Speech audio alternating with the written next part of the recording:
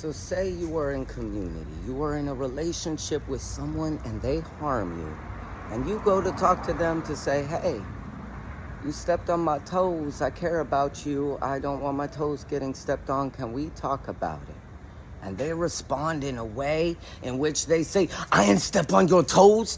You step on my toes and then accuse me of stepping on toes. You're trying to get me canceled as a toe stepper.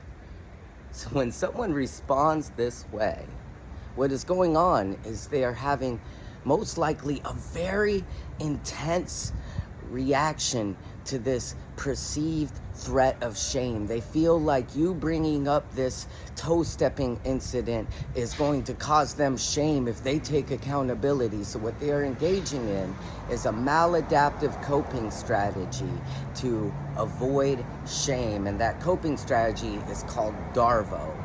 And it is a series of manipulative tactics to avoid shame. So first, deny, I didn't step on your toes.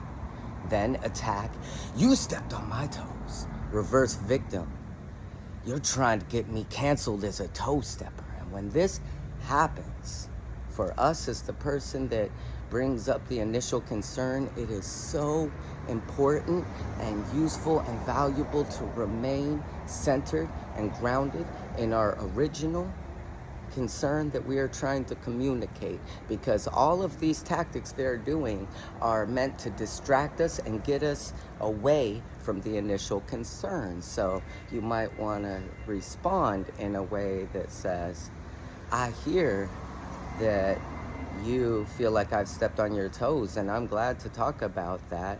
And I brought up you stepping on my toes first, so let's have a conversation about how we can move forward without anybody's toes getting stepped on.